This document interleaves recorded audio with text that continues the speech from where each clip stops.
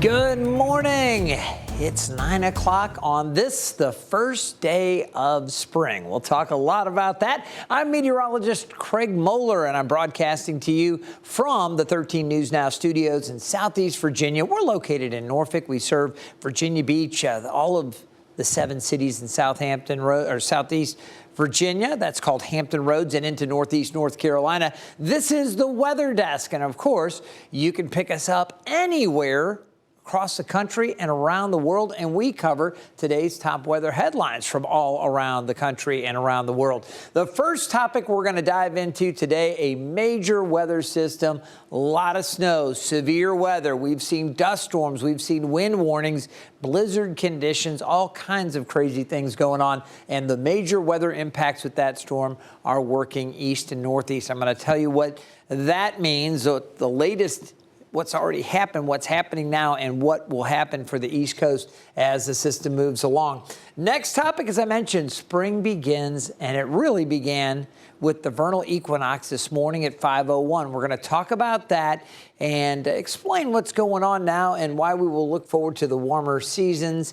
And then we're also going to take a look at some of the impacts coming up over the spring and some amazing lightning video captured up close to strike. I'm going to show you that, and we're going to talk about some more spring storms and lightning safety. So some important stuff to go over as we head over the next 30 minutes or so here from the Weather Desk. We're going to start off, though, taking a look at this big storm system. And right now, there's still snow flying across parts of the lower peninsula of Michigan, back down into northern Indiana, a little bit off to the north. This system, though, what it's done over the past few days, we had blizzard conditions back across Nebraska and Kansas up into Iowa. Visibilities were down.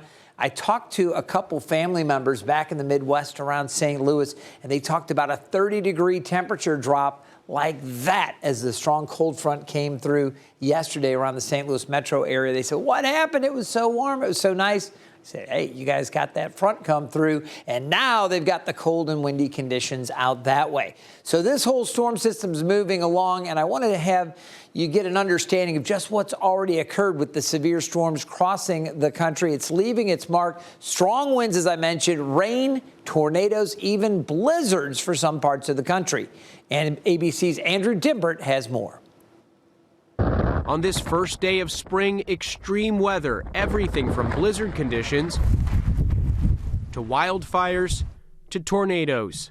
All that stuff on this main street of Chicago Road, debris flying. In Illinois, debris littering this Target parking lot after witnesses say a twister hit the suburbs of Chicago, tipping this UPS tractor trailer over and tearing the roof off this warehouse. I just saw the roof like standing up and going up in the air. The roof was standing straight up in the air? Yeah, it really was. A possible tornado causing this damage in northwest Indiana.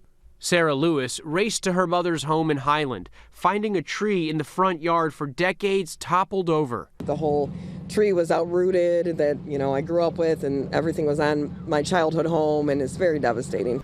Highways were littered with cars and big rigs in Nebraska after the same storm system brought blizzard conditions to the plains. There he goes, jackknifed. Wow. Meanwhile, dry and windy conditions wreaking havoc in several other states. In New Mexico, this dust storm blinding drivers. In Texas, a wildfire burning through Sam Houston National Forest prompted evacuations, threatening up to 300 homes overnight. At least 38 wildfires also breaking out in Arkansas. Even the Florida Keys facing a fire threat. A brush fire this week briefly closed Route 1. Andrew Dimbert, ABC News, New York.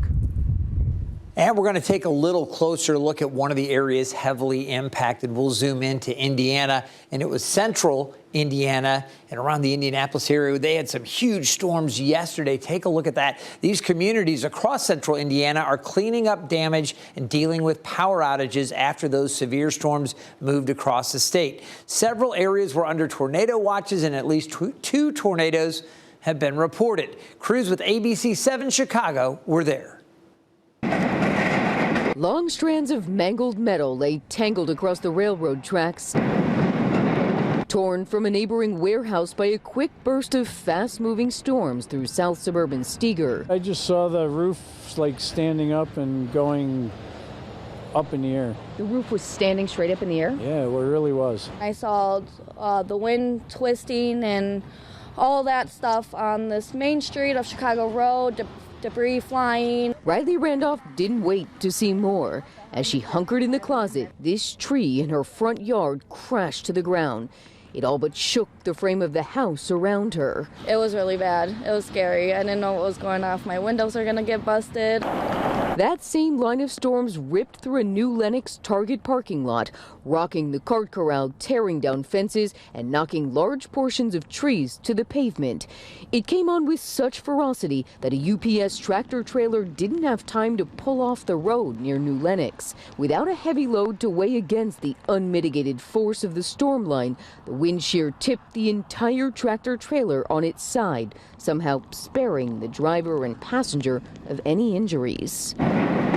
People who hid from the path describe seeing what they swear was a funnel cloud. It was just going in a circular motion down the street, and within the circular motion, it was just kind of leaves and whatever was around it, like in it almost. Now exposed to the elements by a roof that was shorn off in a matter of seconds, renovation crews will have to start nearly from scratch. Incredible to see all that damage. Again, this has been a powerful storm. Let's talk about where it's headed next and how it's been changing. Again, it was producing more snow and more wind when it was a little farther to the west. It's pulled off a lot of that energy off to the northeast. Now, you take a look at the radar, and this is a composite radar of all the different radar sites here with the National Weather Service all combined to show you the extent of these showers all the way from the Great Lakes down through the Florida Panhandle. A little more activity back out to the west. This is associated with the trough, the main area of low pressure located just around Lake Huron. And again, this is a mature storm system. It was down here tracking just north of Kansas City, and we said it was going to move off to the east-northeast. That's exactly what's happened. And then we've got this front trailing from that. Now, on the back side of it, it is much cooler, and it is still quite windy across Chicago. The Windy City, they're feeling the winds today. Michigan, cold, blustery, snowy and blowing snow. And then again, those scattered showers along this trough that extends down to the south. As we take a closer look, the eastern Great Lakes, Ontario and Lake Erie still dealing with showers, but rain showers at this point. The snow really transitions on the backside once you get up around Lake Huron and you get onto the just on the western side of that area of low pressure. You get the north winds, that colder air wrapping in. So parts of Lake Huron seeing a little bit of snow up that way. Also, the eastern part of Lake Michigan with snow into the southern parts of Michigan. Now we can take a little farther turn down to the south here, and you'll notice again the front warm enough for just rain showers right now across parts of West Virginia, but it's wet this morning around Charleston. And as you head down into western parts of Virginia, extreme eastern Tennessee, and back down into North Carolina, some scattered showers there. Could see some of that around Charlotte a little bit later on. We are going to see the wet weather into Hampton Roads, at least chances for showers. And the storm system is going to be weaker when it comes through here. We're not looking at any severe weather. There is no outlook from the Storm Prediction Center for severe weather with this coming through. Just showers and maybe a rumble of thunder, but mainly just some rain showers. I mentioned that wet weather settles all the way down through parts of Georgia and into Florida. This is kind of rolling along. And out ahead of that, it is a warm south wind that is blowing. Now, I wanted to show you the wind alerts because for the past few days, we've had high wind warnings out across the western and central part of the country. Today, much less wind as that low pressure tracks off to the north. It's taking the windier conditions away. Still, though, there's a high wind watch, or wind advisories rather, for parts of Michigan there right along Lake Michigan, and you can see western parts of Virginia and North Carolina into the mountains. It's still going to be pretty windy up there in those higher elevations. Also, parts of upstate New York seeing some of those winds as well. So obviously things much more relaxed than they have been for the past couple of days, and the fire danger has gotten so much better. Remember, there were all kinds of red flag warnings back across much of the central U.S. You saw it from Oklahoma and Texas up through Missouri. Arkansas was under it. We still have some areas where burning needs to be restricted. You see the red flag warnings from North and South Dakota and the eastern parts of those states down through north central Nebraska, parts of Colorado, and then down into New Mexico and some of the Panhandle region. Still dry and breezy. Also windier conditions down along the Gulf Coast, and Florida still has the burn restrictions with the red flag warnings as well. But I want to take you back to Arkansas, where fire crews there are working to put out dozens of wildfires across the state. As of last night, the State Department of Agriculture's Forestry Division was actively working 54 wildfires. Most of those were in central Arkansas. But a department spokesperson says the cold front passing through was helping to put some of those fires out. They had a little bit of precipitation, and again, with the winds easing, that is certainly good news. While the cause for many of these fires is still under investigation, officials share that at least 3 were caused by high winds knocking over tree limbs, which brought down power lines. So something to think about there again from Arkansas. Once those fires start with all that wind, they can take off quickly. All right, so what happens next? Well, there's still some snow associated with this, but not the heavy snow. Remember, some parts of the north central U.S. we're looking at over 12 inches of snow, 6 to 12 in other areas. The heavier snows off to the north. Now, these areas you see shaded in light blue. The model's projecting 1 to 3 inches, not as much. Again, over the mountains, you could still find some locally heavier pockets, maybe 1 to 3 or 3 to 6 in the highest elevations. Again, traced to 1 inch, lightest blues, and then this kind of medium to light blue. That's where you get into that 1 to 3 and 3 to 6 inch range. Bottom line, the heavy snow that we saw for the past couple of days has pulled north into Canada. There's another system that's going to produce some more snow over the higher elevations out west, but we want to say so long to this storm system. Before we do, though, more showers up and down the East Coast. This is going to press through the mid-Atlantic. So again, we've got this opportunity for more showers. Maybe a couple rumbles of thunder. You don't want to drop your guard on that. But for the most part, we are talking about showers more than anything else. That's going to develop later this afternoon and into the evening. It'll clear the coast as we go overnight. And then tomorrow on the backside of the system, windy and much cooler for the mid-Atlantic. So get ready for that change. It's something you'll notice, that next storm system coming into the northwest. Some snow out in that part of the country, but some of the areas hit so hard in the central U.S., you're going to catch a break. So good to see that. Now, that's a look through Saturday as we get into the latter part of the weekend. Sunday, it's got to be cooler again in the mid-Atlantic. And then we start to warm things up Monday. Another round of wet weather potentially coming up across the mid-Atlantic and the southeast. So a lot to keep a close eye to. And this is the time of year where we get a lot of this back and forth with the crazy weather. You could have strong winter storms and strong spring storms. You get the super cold air outbreak sometimes, and you get the really warm pushes, the atmosphere kind of in a tug of war right now. Well, I say it's this time of year because as of this morning at 5:01, that's when we had the vernal equinox or the spring equinox. So today is the first day of astronomical spring. Again, this took place at 5:01 this morning, marking the start of the spring season for the Northern Hemisphere. Meteorologist Taylor Stephenson has more. Thursday, March 20th, marks the first day of spring. The spring or vernal equinox occurred at 5:01 a.m. Eastern Daylight Time. The word equinox is derived from 2 Latin words, equus meaning equal and nox meaning night. At the equator, around noon on an equinox day, the sun is directly overhead, giving most places around the world almost equal parts daytime and nighttime.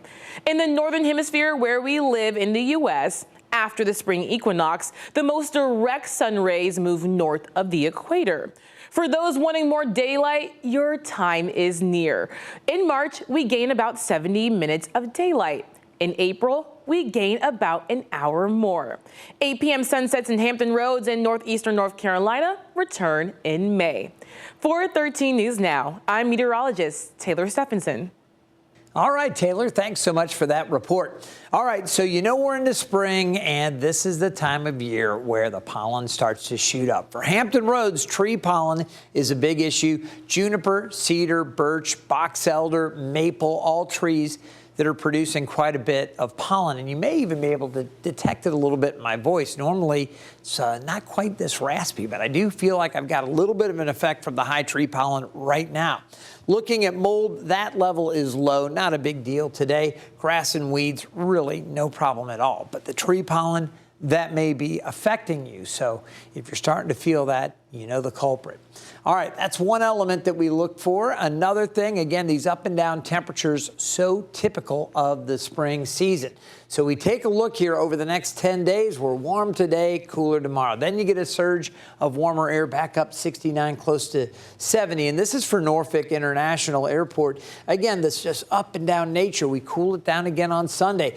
Warmer on Monday. Some more shower chances with that next front coming through, and then cooler into the mid to end of next week before temperatures jump back up the following weekend. It just keeps going back and forth. And I can tell you, looking beyond that weekend, that Saturday into Sunday and Monday, there'll be yet another push of cooler air. So it really is this roller coaster up and down over the coming 10 days. Very, very typical for this time of year across much of the U.S. with these big swings. That's what's happening right now. Now, another thing that we're noticing, a lot of lightning. And before we get into some different safety tips with lightning, I want to show you something really wild. As severe storms move through Georgia, one driver's dash cam video captured the moment lightning struck on Interstate 20 in Atlanta.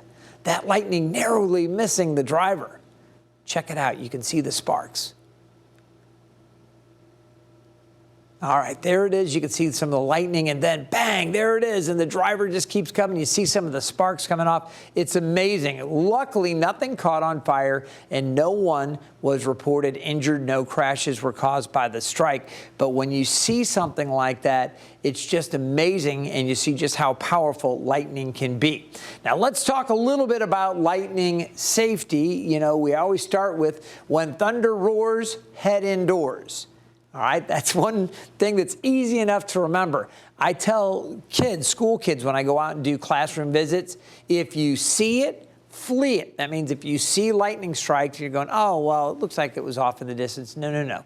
If you see it, flee it. If you see lightning, get away from it. If you hear it, clear it. So either way, if you see lightning or hear it when thunder roars, head indoors. So the worst places to be in open fields, on top of a hill or a higher point, near a tall, isolated tree, that's never a good idea, or light stands, different things like that. I think about parking lots with different lights. Those get struck all the time on big open parking lots. And near water or metal, that's a bad place to be as well. Best places to be inside a car or building. Now, obviously, a sturdy building is going to give you a decent amount of protection, but you can be okay riding out that in a storm. You know, if there's a lot of lightning, you got to protect yourself. You want to get inside a car, windows rolled up. Needs to be a metal roof on that vehicle. And if lightning strikes the vehicle, that charge is dispersed around the outside of that metal body around you. It's like a Faraday cage. So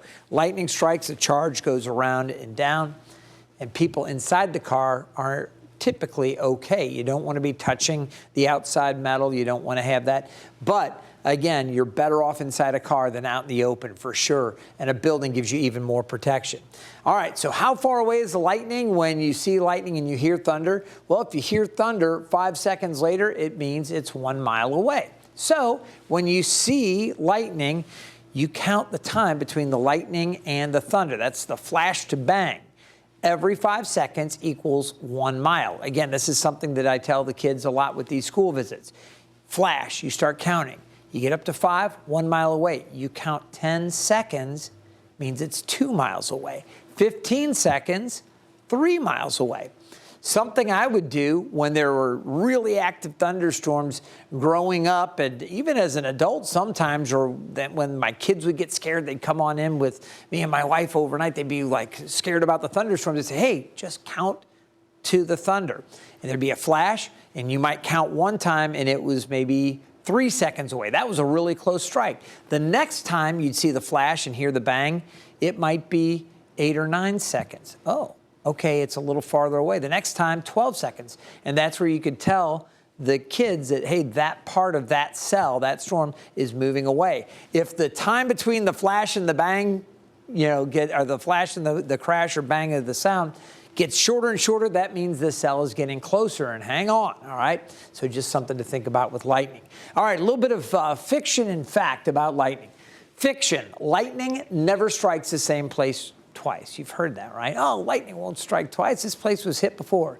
No, the fact is lightning often strikes the same place repeatedly, especially if it's a tall, pointy, or isolated object. We have that where we've had our tower here at 13 News Now has been struck multiple times. We've got great pictures of it being struck by lightning. So it can and does occur in the same place many times. All right, you take a look, another bit of fiction here. If trapped outside during a thunderstorm, you should crouch down or lie flat on the ground. We were told at one point that this was a way to be safer during a thunderstorm.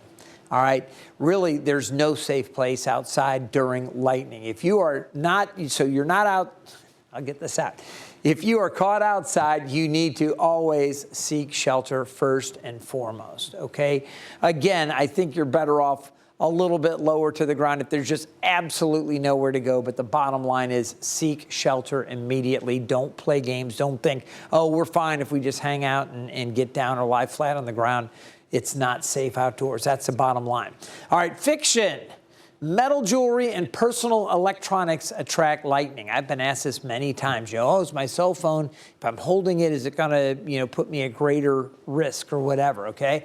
The fact is, these things, metal does not attract lightning, but it does conduct it. So, again, if you touch something like a chain link fence, a metal fence, that another part of the fence is struck, you can get shocked through that.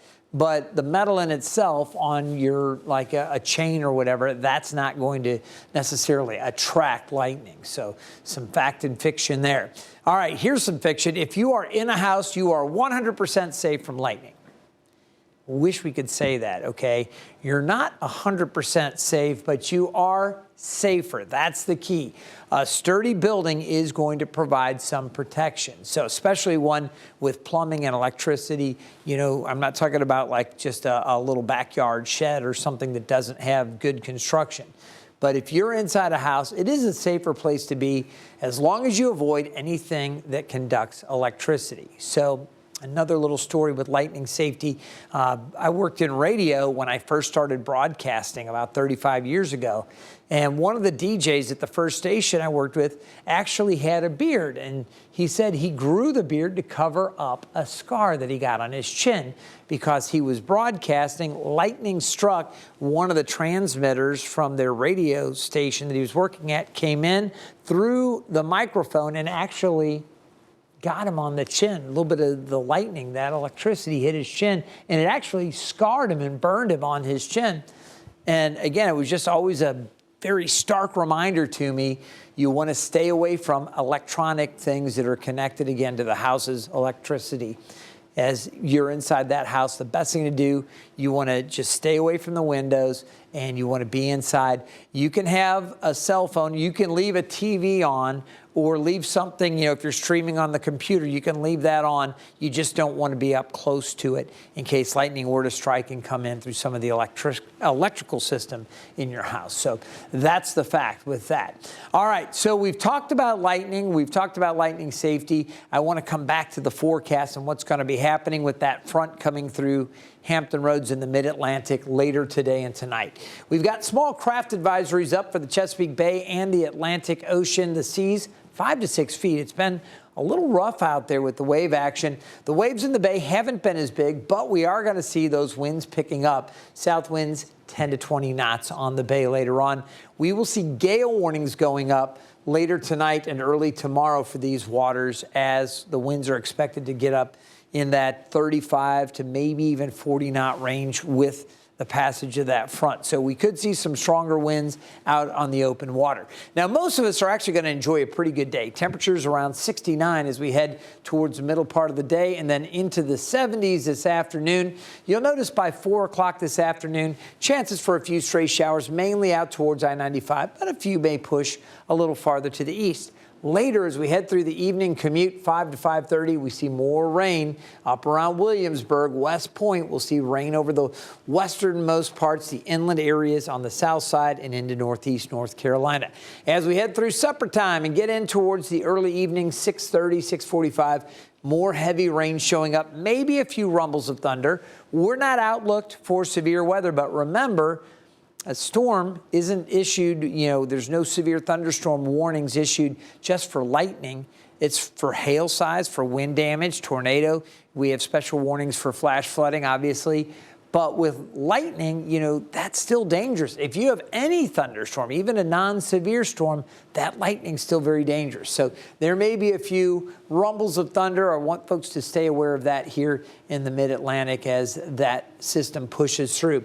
By 9, 10 o'clock, most of it should be out of here. Just a few stray showers kind of lingering as we go towards midnight or a little bit after, say, 2 o'clock up on the eastern shore. That'll move out, and then those winds again, pretty strong and shifting around to the north and the northwest. Skies will clear. It's going to be a cooler day with that northwest flow, temperatures in the upper 50s. So we go from upper 70s today to upper 50s tomorrow.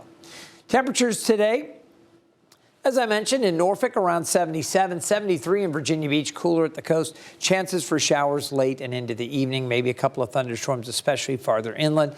We'll see chances for showers up in the peninsula, as I showed you, late afternoon and into the evening. Temperatures low to mid 70s for the most part. Cooler, mid 60s around Cape Charles and Melfa, also Matthews. Gloucester should reach 73. Down across northeast North Carolina, a little bit warmer. Again, some of those inland areas, chances for a few rumbles of thunder. Couple of lightning strikes here and there, certainly a possibility. Mid 70s at the Outer Banks, cooler, upper 60s to near 70. For tonight, the low down around 43. We're going to see that chance for evening showers. Once they move out, skies are going to clear late, and tomorrow's going to be mostly sunny, windy. I think the winds generally sustained at 15 to 25, maybe some spots right on the water closer to 30. You could see a few higher gusts. So we're going to be watching for that. Again, cooler with temperatures in the upper 50s. After that, we're back to 69 on Saturday, 58 Sunday, and 70 on Monday. More scattered showers on Monday, and then cooler as we get into the middle of next week. All right, that's a look at the forecast. A great way to stay up with the weather forecast is by downloading the 13 News Now mobile app. You can see that QR code right there on the screen.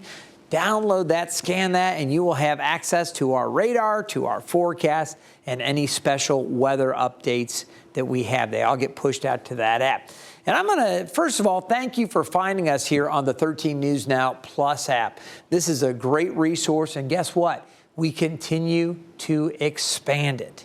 We're going to have a 24-hour weather channel set up available through the 13 News Now Plus app. So if you're interested in weather, and if you're watching this, you most likely are, let your friends know about it as well. It's a great way to have access with special content you will only find here with our team at 13 News Now. So check that out, and thank you for checking out today's Weather Desk. I'm meteorologist Craig Moeller, and I'll see you again tomorrow morning.